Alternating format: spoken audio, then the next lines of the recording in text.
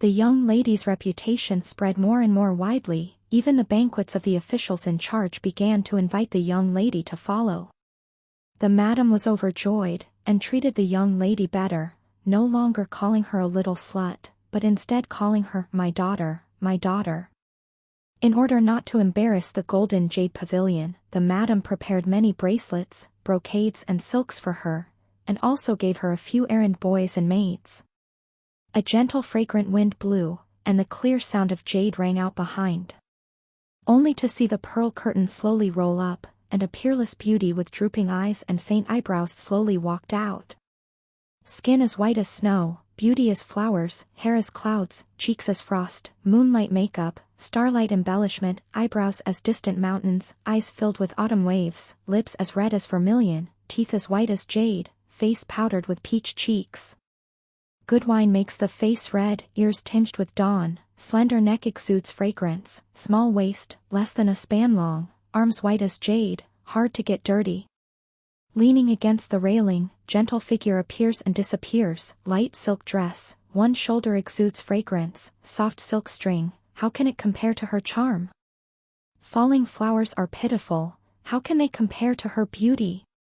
Body swaying, orchid fragrance fills the room, hem of dress flutters, pearl necklace tinkles, chunga covers her face, dodgy dodges, sunlight fades, pearls lose their shine. Before there are errand boys clearing the way, after there are maids following, driving carriages all over the street, enough for half a mile. Passers-by on both sides stopped and turned to look, asking which family's daughter she belonged to. When they heard that she was the top of the Jinyu-gu, the noise immediately changed. The vulgar teasing continued one after another. If it weren't for the servants on both sides stopping them, there would have been those who wanted to go forward and touch the young lady's hand. There were also those who were hungry for lust, smelling the fragrance that the young lady left behind. They couldn't help but crave it, talking vaguely to everyone they met, telling stories about sex with the young lady, but who knew that it was all based on imagination? Not to mention the playboys, even the old officials who were used to seeing many beauties couldn't stop praising the young lady. They said she was the peerless beauty of the Jinyu-gu, the top of 100 flowers. With the compliments of the old officials, the young lady had completely become famous, becoming a completely worthy beauty in the Jinyu-gu. Every day, people who wanted to see her for a sip of tea would break the threshold of the Golden Jade Pavilion, and some would even spend thousands of gold just to get a smile from her. But she rarely smiled. She would often sit in a room filled with gold and silver, surrounded by fragrant scents, by the carved window, quietly watching the people lining up below wanting to chat with her. She was unhappy, but I was. So, I asked her, her dream of becoming a beauty queen has come true, is she satisfied? She coldly turned back, glanced at me, and said, "Go away." Before she finished speaking, the madam loudly entered the young lady's room. She told the young lady to quickly prepare. Today there were several old men who wanted to see the young lady. After she finished speaking, she happily walked out again. That's right. Now, the young lady is no longer like before. Any man who only needs to spend money can touch her once. But the old officials who come for love, or the rich merchants who spend money like water in one night, are people she cannot refuse. Whether it is 18-year-old boys or 80-year-old men, they are all invited behind the embroidered curtains, lovingly pampered. If there is even the slightest disobedience, there will be cruel punishments. The madam always has a way to make the young lady suffer all the punishments without leaving any marks on her body.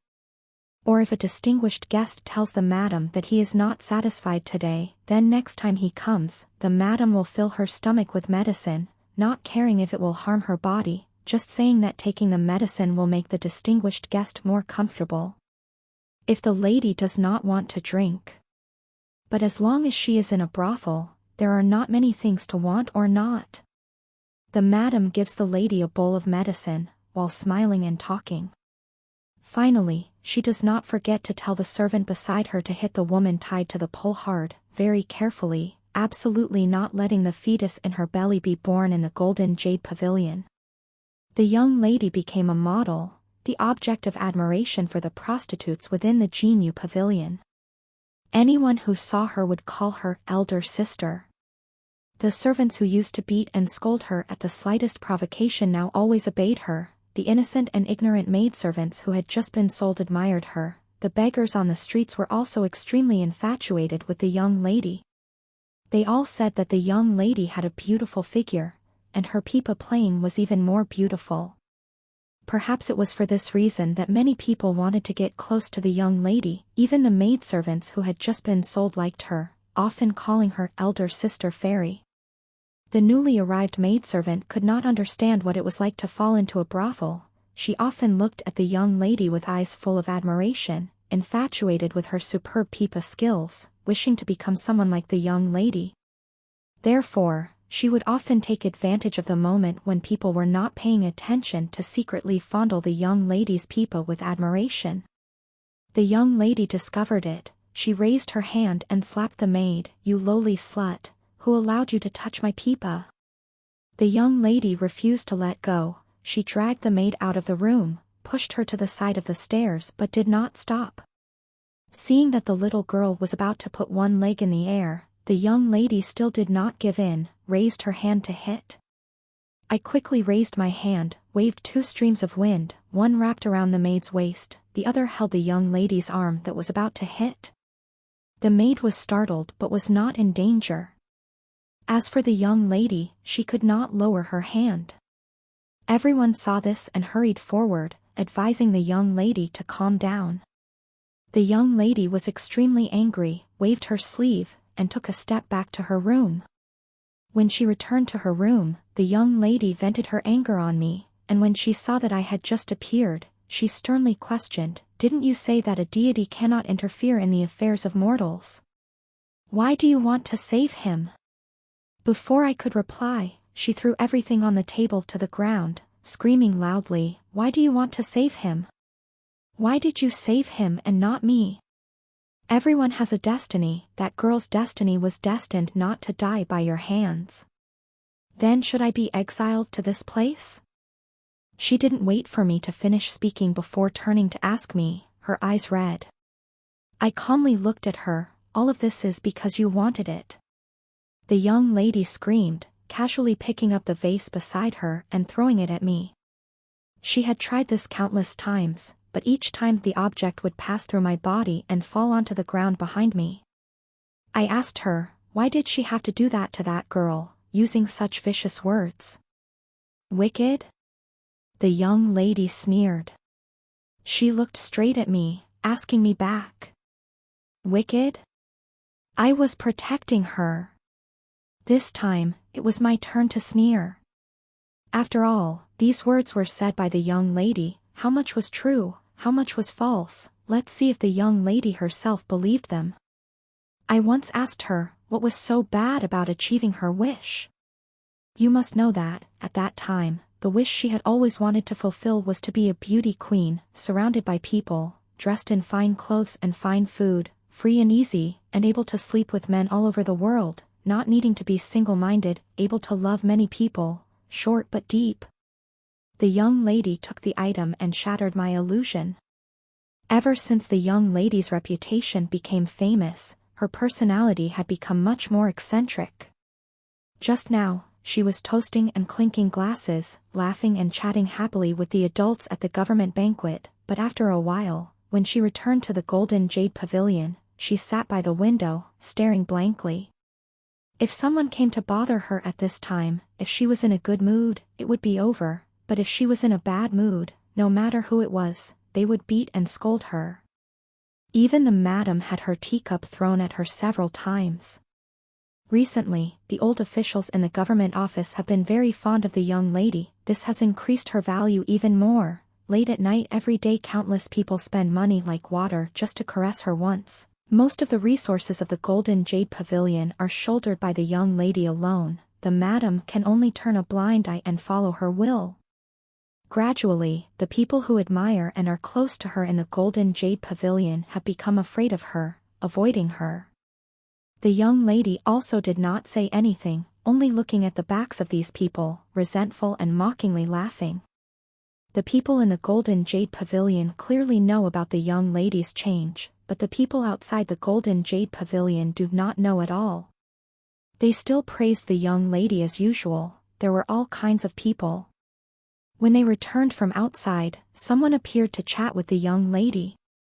The person who came was an old man, carrying a shoulder pole on his left shoulder, and a black sweat towel draped over his right shoulder. He must have just finished work.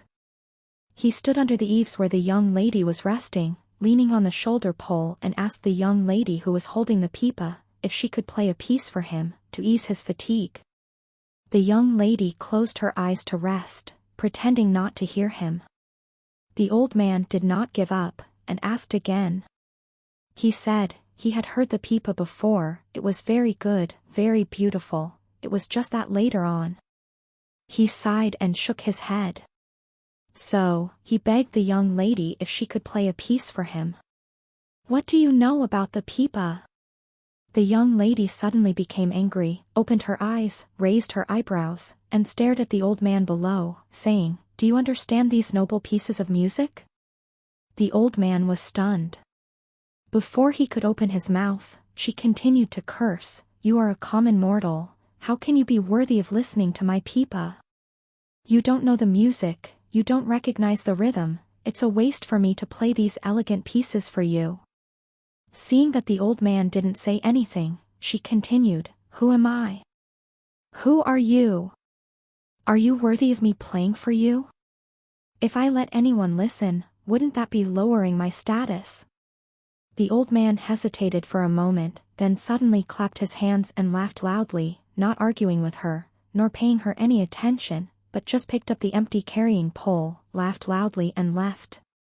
When they reached another place by the porch, a young lady holding another zither came out, holding the old man back, hoping that he wouldn't despise her poor skills, and follow her into the porch, giving her a chance to show off a little.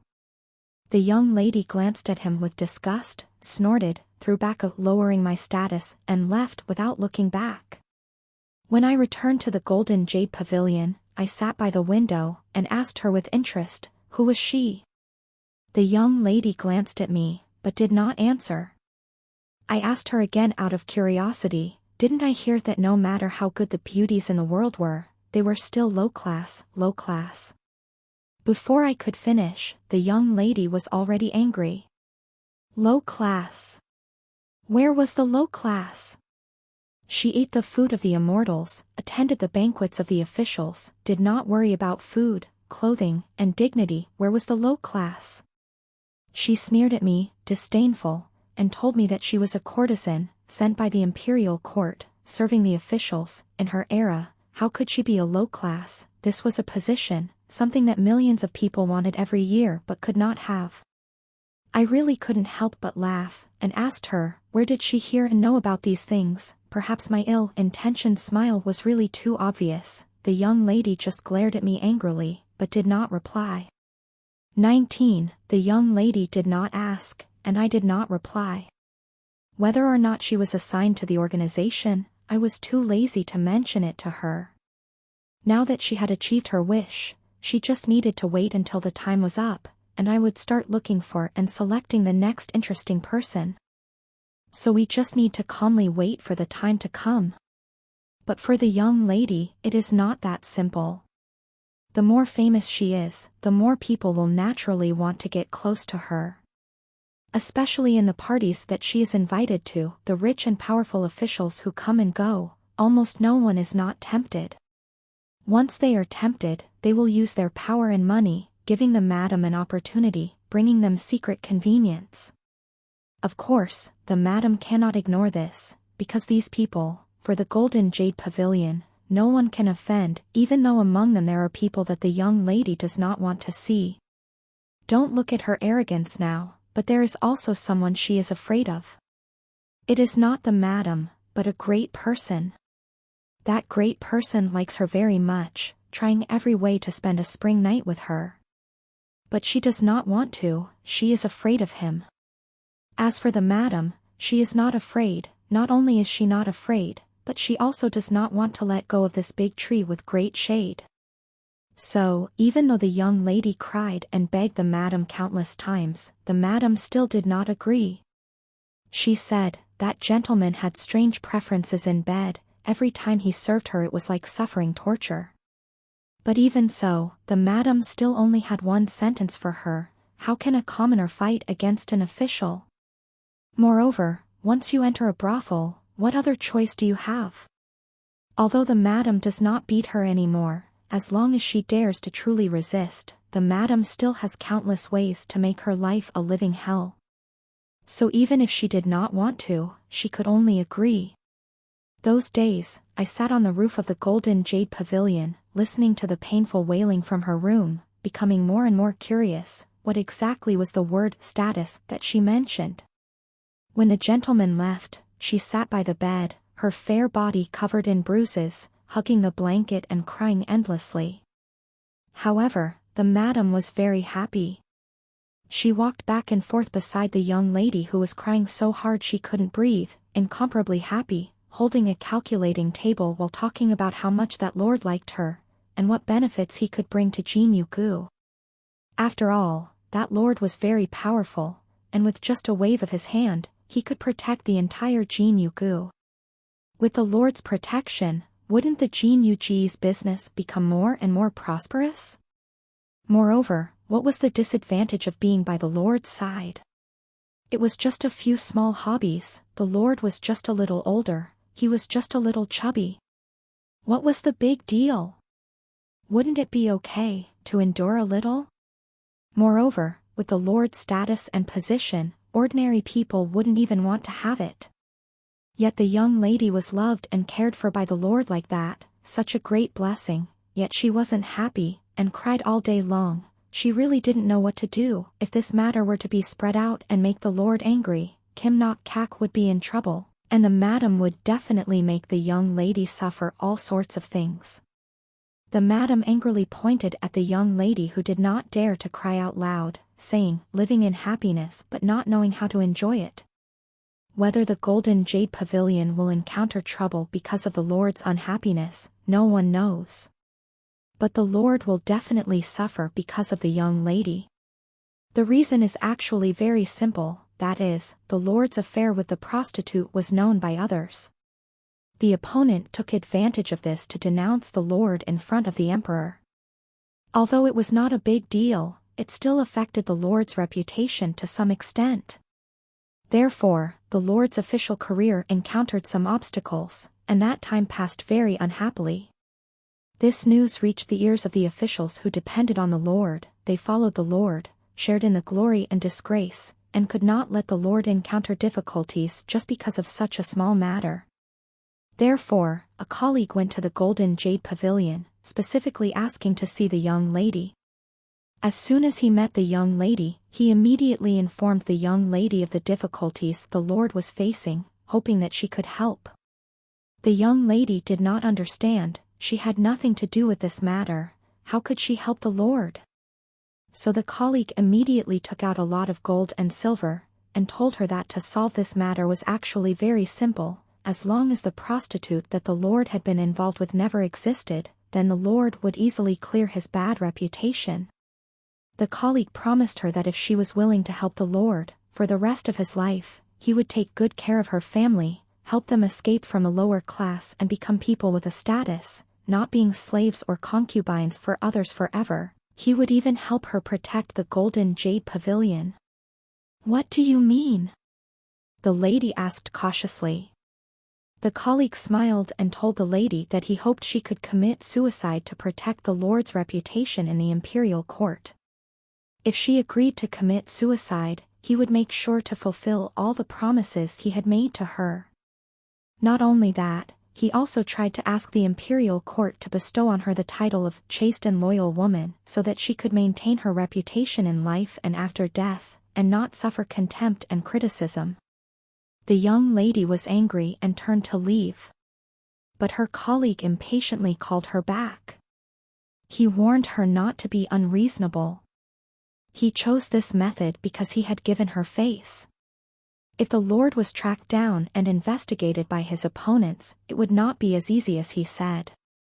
The lord had a reputation and status, and it was not easy to be passive, but would they not touch a lowly prostitute like her?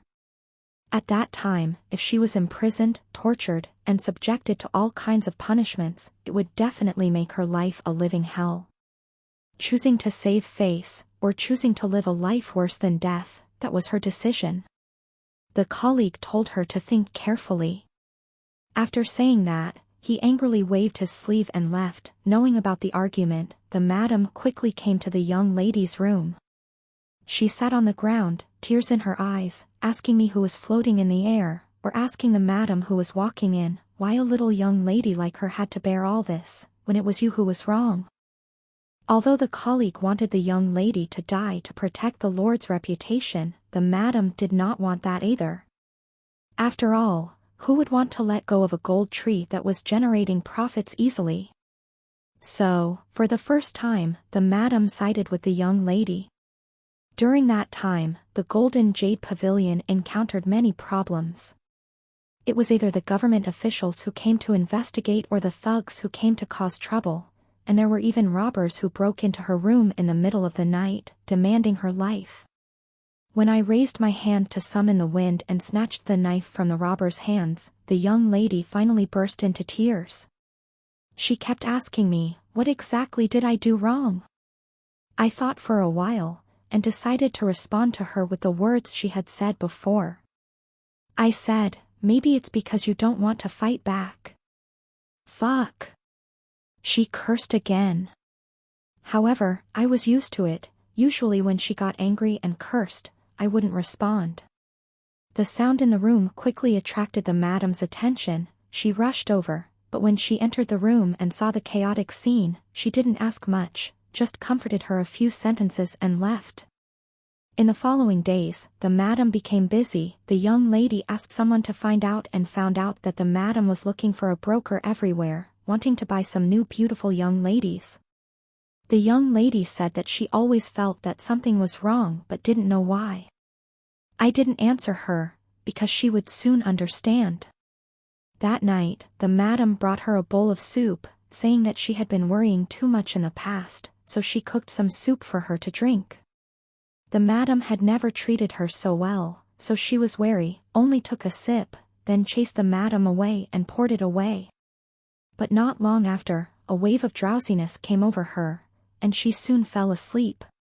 When it was already late at night, the madam opened her room door, followed by a few servants. One hung up a white cloth, the other two carried her and her grandfather, preparing to hang her up. The young lady was awakened. The madam beside her was still nagging, saying that it was not that she did not want to protect her, but who told her to offend a high-ranking official in the court. She had also wanted to resist, but too many things had happened these days. She really could not do anything else. If she could protect her, Jin Yugu would have to pay a great price. It was not worth it at all. So she could only let her suffer. After all, living in this world, sooner or later, she would die, so just consider it as her doing a little good deed, helping her once, also so that later she could express her determination to the Lord and receive protection. In this way, her life was also valuable, so she should feel happy. Before she could finish speaking, the young lady woke up and struggled to spit out a mouthful of saliva. Seeing that the situation was getting out of control, the madam immediately ordered the servants to use more force, but this time it was different. The young lady struggled so hard that the servants almost couldn't hold her. But the madam didn't care about that. If she couldn't hang her, she would squeeze. If she couldn't squeeze, she would hit. In any case, today she must complete the task that the Lord gave her. When the young lady was about to lose consciousness, someone from outside reported that the Lord had come to visit her again. Hearing that, the madam panicked and quickly released her so that she could breathe. Then, she threatened her not to say anything bad, wiped her tears and welcomed the Lord in. She talked about how the young lady almost committed suicide because of the Lord's official career, while holding her chest and saying how much she loved her. I sat by the window and almost laughed out loud. But they didn't see me, especially since in the Lord's eyes, there was only a weak young lady. He told her that he liked her very much, loved her very much, and wanted her to live a good life, absolutely not to do stupid things, not to listen to crazy words that should not be heard, but this would be the last time he would visit her, because his official career was still more important than her. But no matter what, his sincerity towards her would not change. He held her hand tightly, hoping that she could trust him. As for that colleague from that day, the Lord said that he had reminded him not to cause trouble at the Golden Jade Pavilion anymore, so she could rest assured. No matter how far apart we are, my heart will always be with you. Before leaving, the Lord told her that. Not long after, the opponent of the Lord came to the door. They took her away without saying anything, and subjected her to a series of cruel tortures, wanting to ask about the relationship between her and the Lord. But the madam had warned her in advance, and there were also words from that colleague, no matter what the truth was, the young lady would still be the first to be sacrificed. Therefore, the young lady gritted her teeth and refused to admit it. This made the lord of the rival side angry. He yelled at her, forcing her to confess her private meeting with the Lord, and told her that slaves were lowly people, worse than animals, and that even if they beat her to death in court today, it would be like crushing an ant, no big deal. If the Lord had not been unwilling to sit still and wait for death, and had asked a mediator, and had gone through so many hardships to save her, who knows what would have happened in the end. Afterwards, the Lord sent someone to remind her, saying that this matter had stopped for the time being, but hoped that she would behave modestly from now on, and not show off, because her opponent had not given up yet, and might have other intentions. If something happened next time, the Lord would not be able to protect her anymore. After that, the Lord did not send anyone to visit her anymore, and there was no news of him. If it weren't for the occasional stories about him in the bustling city, he would have disappeared from the world. Only the Genu Pavilion became much more cautious after receiving the Lord's warning. No matter who invited the young lady to a party or to go out, the madam would not dare to let her go out anymore, nor would she dare to let her walk around the crowded streets. Her room door became deserted from then on, and even those who often said they loved her left completely after she was released from prison. Some people even quickly avoided her when they heard her name, for fear of bringing trouble upon themselves. As time passed, her room became desolate. Only a few old customers who were not afraid of bad luck often visited her. The madam became more and more unsightly every day as the amount of money she had was decreasing. She used the excuse that the young lady could not earn money to gradually transfer the servants around her away. The silk clothes, gold and silver jewelry, only a few were left for her to save face when receiving guests, the rest were taken away by the madam. Even her daily meals were greatly reduced. During that time, even in her dreams, she often cried and begged me, asking what she had to do to be able to leave this place. It was a pity. In order to avoid backlash, I had no way to satisfy her request. However, not everyone was heartless. When the young lady fell to rock bottom, a young master who had long wanted to see her finally returned to the Golden Jade Pavilion, occasionally visiting her. The lady once asked him, "Aren't you afraid of bad luck?" The young master laughed and shook his head, saying that he had been everywhere. How could he believe in such superstitions? Moreover, the young lady was as beautiful as a fairy. If he really got close to her and met with misfortune, he would be willing to accept it. Perhaps because she had been immersed in the sea of suffering for too long, she craved a little rare sweetness. The young lady believed the young master. The fact that the guests were becoming less frequent on the contrary became an opportunity for her, allowing her and the young master to spend more time together. If there was nothing urgent to meet, they would spend the whole day together, listening to music, painting, chatting, and drinking tea. The young master was very generous, so the madam was not strict with her. During that time, the young lady and the young master were like fish in water, like glue and paint. Sometimes the young master would also sigh. In the past, when the young lady was famous, he had to spend a large sum of money to be able to meet her once, but now being able to hold her, it really felt like a dream. Actually, for the young lady, this was also like a dream. The young master was handsome, treated her very well, always pampered and gentle, often even spared no expense in exchange for her smile. It had been a long time since anyone had treated her so well. Therefore, the feelings between them grew deeper and deeper, making it difficult to part. Sometimes, when the young master went on business and did not come, the young lady would look out the window, quietly thinking. Only when she saw the young master's figure appear downstairs, did she smile, hurriedly straightened up, and stood up to greet him. However, the scene of the full moon and beautiful flowers in the world was short-lived. Not long after, the young master finished his work in the capital and was about to leave. At this moment, he mentioned something to the young lady. He asked her if she wanted to return to her hometown with him. The young lady really wanted to, but she couldn't leave the golden jade pavilion. The young master smiled. He told the young lady, actually leaving the golden jade pavilion was not a difficult thing. As long as she agreed to one of his conditions, he would take her away from the golden jade pavilion. What condition? The young lady asked. The young master said, to take his surname. To be his woman, from now on to the ends of the earth, to live and die together. The young lady was stunned, but the young master said, he liked her too much, so he greedily wanted to hide her away, telling the whole world that she belonged to him alone. Of course, if she didn't want to, he wouldn't force her. It was just that from then on, they would have to be apart, and might not see each other again. The young lady hesitated for a moment, then nodded. This made the young master very happy. He hugged her and spun her around a few times, then hurriedly prepared to redeem himself. This development really surprised me. I asked her, if she agreed to this condition, wouldn't she become the type of woman she hated the most, living off of others? If you could take me away, I wouldn't be like this. The young lady turned her head and yelled at me. But she should have been able to fend for herself, right? Or, did she actually not want to leave? Those were the words she had said many years ago. When I repeated those words verbatim, she angrily picked up the teacup and threw it at me. She asked, "Are you really a god? How could there be such a vicious person in the world?"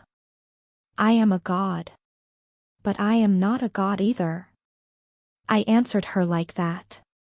People often tell me that we have lived for tens of thousands of years, hundreds of thousands of years in this world, but our memories only last for a mere 10 years.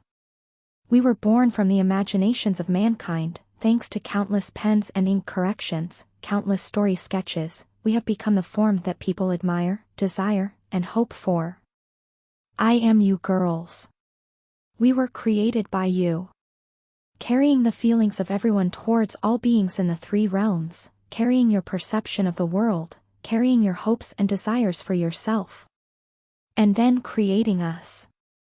But why, when we appeared before you in the form you desired, did you, or rather, you, have to say such a vicious sentence?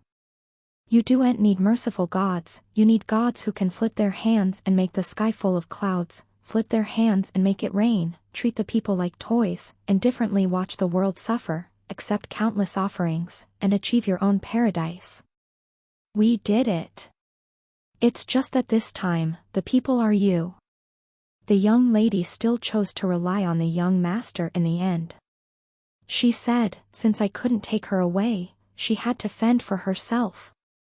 In the end, should she fend for herself or rely on the young master? When I asked this question, her face turned red. She replied that the young master was the one who was attracted to her, so it was also a part of her strength. In other words, even though she relied on the young master, she still relied on her own ability to leave here. She said so. As soon as she finished speaking, the sound of the door opening, she immediately threw herself into the arms of the young master who had just entered. But I quietly reminded her. Her original wish to come here was to become a beauty, and the only thing I wanted to help her fulfill was that one wish. If she voluntarily left the path of her dreams, then the remaining things would not be something I could take care of. The young lady was determined to leave the golden jade pavilion. She angrily shouted at me, saying that even on the path of her dreams, I had never taken care of her. That is a forced path, I cannot interfere. I want to escape the sea of suffering." The young lady refused to listen to me, turned her head and leaned into the young master's arms. Looking at her being obedient to the young master, caressing each other, a thought suddenly came to my mind: perhaps this was her true wish? It was just that when she mentioned redeeming herself in front of the madam, she looked at the wealth in front of her and couldn't bear to give it up. She said it wasn't that she didn't want her to redeem herself, but because she had signed a document to become a courtesan of the government, so if she wanted to give up her status, she would need the approval of the government.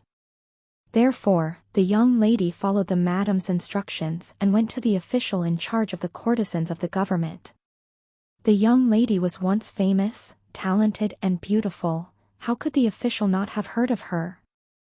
To the courtesan of the government, she was an indispensable card, so the official refused her request, saying that her leaving would cause losses to the Genu Pavilion.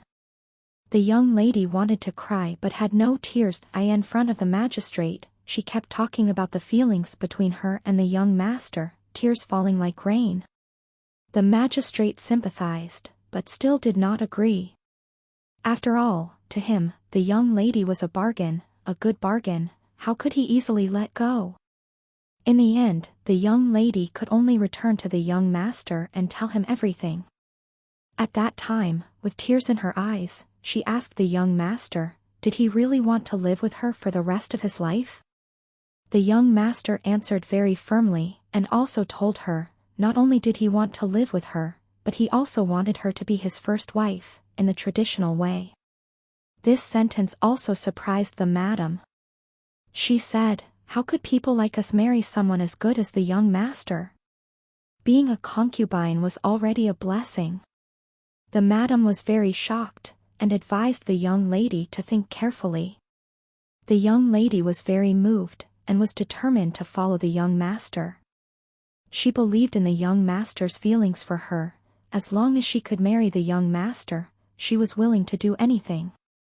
So she went to the official again, and this time, when she saw the gift the young master had just sent, the official finally agreed.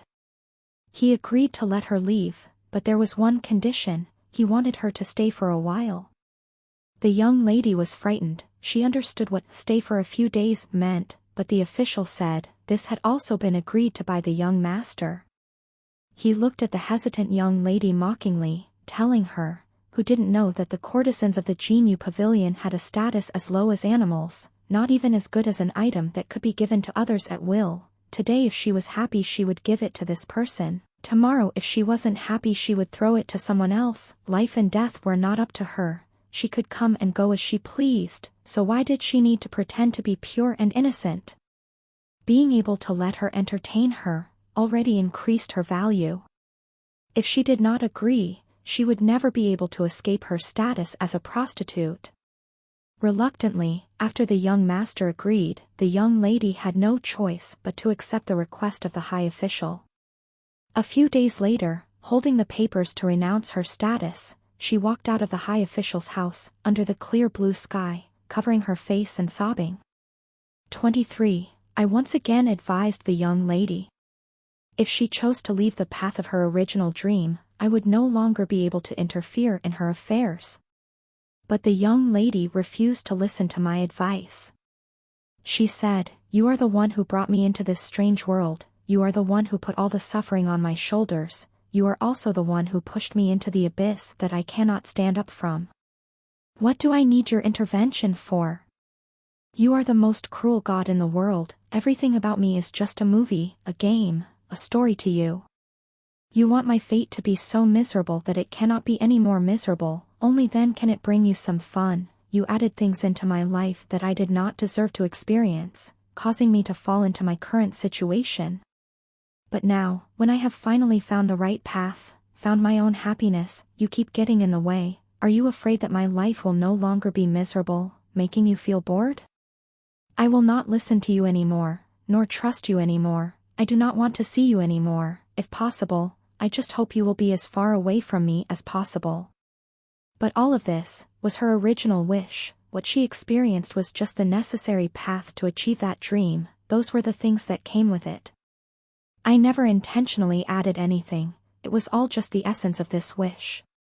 But the lady no longer listened, she pointed out the door and told me to go away, as far away as possible. I am a god. A god who never interferes in human affairs. So I left. But not completely gone. I am a god. A god who values the spirit of the contract very much. No matter how much she hates me, I still cannot abandon her, cannot leave this space-time, because when the contract ends, I still have to bring her back to where she belongs. So, after leaving her, I rode the clouds, decided to wander in this space-time, to explore the beauty of the world. I gave myself a long vacation. During the days away from her, I have been to many places, met many people, and even enjoyed many delicious foods.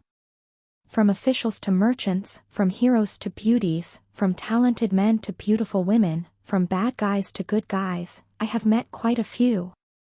Everyone has different thoughts, actions, desires, and pursuits, but they live under the same sky, and sometimes it is even difficult to distinguish between their choices and pursuits, what they think and do, and even their virtues and personalities, whether they are right or wrong. Because they are people lost in the world, also bubbles and uncontrollable pebbles in the great flow.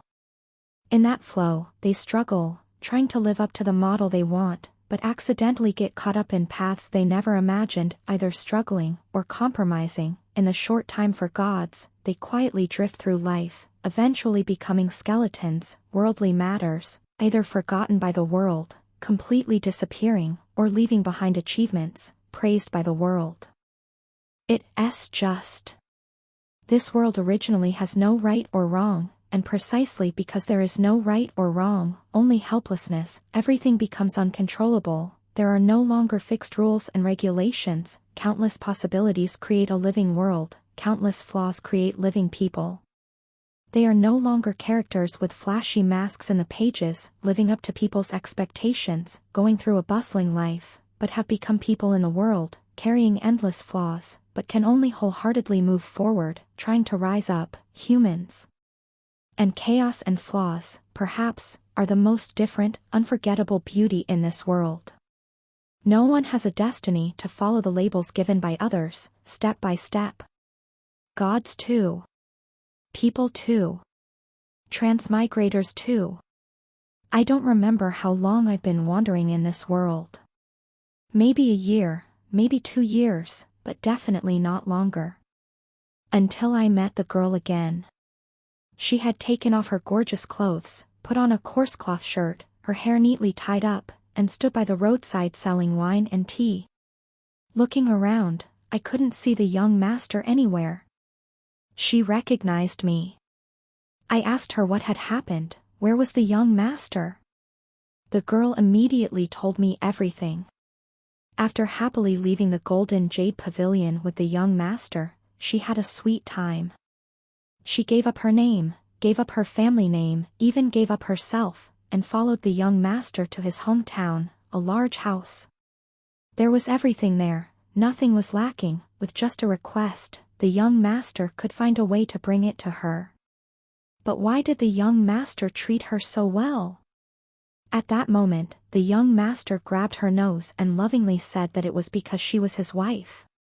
Of course, if the young master's wife had not come looking for him, perhaps this would have been the happiest ending.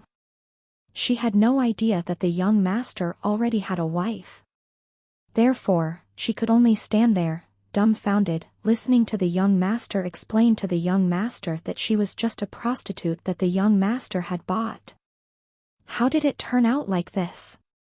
The young lady did not understand.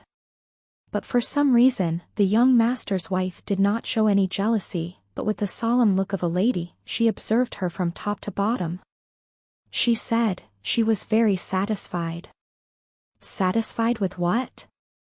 She still did not understand. Until the young master pampered his wife with all his heart, saying that she served very well, always knew how to please others, and was also beautiful. Serving by his wife's side would definitely please her, and in the future he would definitely give birth to beautiful children for her. That way, she wouldn't have to endure 10 months of pregnancy, and would also have children by her side. The young master's wife held his hand, shyly lowered her head, and generously said to the young master, "It's fine if the husband likes her." Thus, the young lady vaguely changed from a wife to a concubine, serving the madam. She asked the young master what was going on, but the young master said that he didn't love his wife, but was forced to marry her because of a marriage between families. The person he would love forever was only her, as long as he waited for a while, found a reasonable reason to divorce his wife, and she would be the only wife he loved. The young lady was half believing, and even wanted to leave. But she couldn't leave. When she left the Golden Jade Pavilion, the madam took away everything of value from her as ransom, leaving her with only a single shirt. In a foreign land, the streets were unfamiliar, the rules were unclear, even if she wanted to leave, she wouldn't know where she could go. So she followed the young master and his wife back to the main house. "Why don't you fight, quarrel, or make a fuss?" I asked her. "What's the use of arguing? What's the use of making a fuss?" The young lady retorted. "Can anything be changed?" I didn't say anything, just told her to continue. From then on, she became the young master's concubine, serving the madam in the morning and the young master in the evening. Apart from having a small room to live in, everything else was the same as a servant. The young master's wife asked her every day why she still wasn't pregnant. But she knew that the bowls of medicine at the Golden Jade Pavilion, along with the guests every night, had made it impossible for her to have children, so she could only lower her head and say nothing. The young lady smiled less and less, and her health also deteriorated. At first, the young master comforted her, but later on, because he was busy with business, he rarely visited her. Such a life only lasted for about 3 or 4 months. The young master brought home a new concubine, dressed simply, with a beautiful appearance. One could tell she was from a good family. After that, the young master visited even less. The young lady was not agile, and often had difficulty serving the madam, so not long after, the madam found an excuse to sell her. On the day she was sold, she cried and screamed, wanting to see the young master again, but even though she tore her clothes, screamed until her voice was hoarse, even though she knew the young master was in the room, she still could not see him one last time. After that, after many years of wandering, being sold many times, she finally fell into her current situation. That's how she told it. Why? Other people's stories are so beautiful, but why did I end up like this? The young lady sat in front of me, asking me such a question. And I also answered her with a similar question, are other people's stories so beautiful? The young lady looked at me, not answering. So I told the young lady, I asked her if she still remembered, when she was still in her era, did anyone ever show her realistic stories? Did anyone ever tell her the hardships of survival? Did anyone ever describe to her the things that happened in the dark? But what did the young lady do? The young lady said, life is hard enough, she doesn't want to see those things at all, she can watch TV, she can read stories, isn't it all to find an imaginary paradise? What she wants is just that little bit of joy. Stories of noble status, golden hands in life, and sweet pampering, happiness, and endless pleasure. Why do we care so much? Isn't happiness good enough? The story is fine, the writing is fine, isn't it to make people feel happy? Why should we watch those sad things to torment ourselves? With such thoughts, the young lady pushed aside those stories of endless suffering, wholeheartedly immersed in the invisible happiness of the moment, unable to free herself, and not even willing to raise her head once to look at this real world. Until, the suffering in life suddenly happened and dealt her a heavy blow. Young ladies like her, either harassed, beaten, or murdered without cause, or cruelly abandoned, or brutally humiliated, when these things suddenly happened before her eyes, she suddenly realized, along with millions of others, began to shout for equality, rights, and cry for help. But where was she before? She was like an ostrich, burying her head in the sand, completely indifferent to the heat of the desert, as long as her head felt comfortable. That was true comfort. Reality was already so difficult, why deprive her of the right to dream? But the young lady never thought that what she saw, what she dreamed of, what she considered pleasure, was actually gradually breaking down her perception of reality, changing her emotions, her values, her thinking, even her goals in life. She forgot that each message that each person receives is a small brick that builds the building of their personality. Small things add up to big things, and stones add up to a house. When the number of bricks taken from the imaginary world is large enough, then the building that is built is ultimately reality or illusion. Short-lived joys have blinded her, luxurious life has filled her with desires, frivolous thoughts have cut off her ability to think, so her eyes, her heart, everything is confined to a small space, unable to hear, unable to understand. Is there really no suffering? No. But she chose to ignore them. After all, as the stories of those in similar situations gradually faded away over time, she lost her anger and returned to her own rosy world, daydreaming about how she could wave her hand and wipe out the world. Millions of noble men would kneel at her feet, no knife would cut her, and she would never feel pain. But in the rosy world, what was telling her? Prostitutes were pure, customers were handsome, prostitutes were lowly, artists were noble, nobles were superior, merchants were despicable. The Golden Jade Pavilion was an organization, girls had the right to choose, using beauty to make a living was despicable, selling themselves to make money was humiliating. But was everything really like that? I asked her. But she didn't answer me. To embellish the rosy dream, erase all the suffering, drag the girls into beautiful fairy tales, blur their minds, reshape their desires, bring those good men who could not be found through countless storms to them, put on the shell of independence, little by little lead them into the trap of depending on others, tell them that, in this life, they only need to maintain their virtue, suppress their desires, then find a good husband to marry, live a stable life. That is the most perfect ending. They do not need to shoulder responsibilities, do not need to face risks, do not even need to struggle on their own, everything is solved by their loved ones. So where is their lover? In the rosy dream that they long for, he has already separated himself from the suffering. Therefore, she has taken all of that as true. The smallest pleasures, little by little, eroded her worth, invaded her mind, until she raised her head and realized that this world had long been controlled by others. There was no longer a place for her. Whether in a pink or imaginary world, there would be no more suffering. Because suffering was themselves. And so, she believed in the beauty of courtesans, longing for such a world. Until today. The young lady in front of me had been standing there looking at the still water for a long time. I didn't know what she wanted, nor what she was thinking. But all of this was no longer important. Fate had already cut off the path she had to take, and today I was able to meet the young lady here, so it was heaven's way telling me that the young lady's time in this world had come to an end, and I had to send her back to her original era. Upon hearing this good news, the young lady did not move at all, not even showing a trace of joy. She said, with her current appearance, how was she supposed to return? Her youth had passed, and her body was in ruins. If you don't know how to return, then you definitely won't return. I was very surprised that the young lady would give me such an answer. So I told her once more, if I missed the time to return this time, if I didn't have the next chance, it would be very difficult for me to bring her back.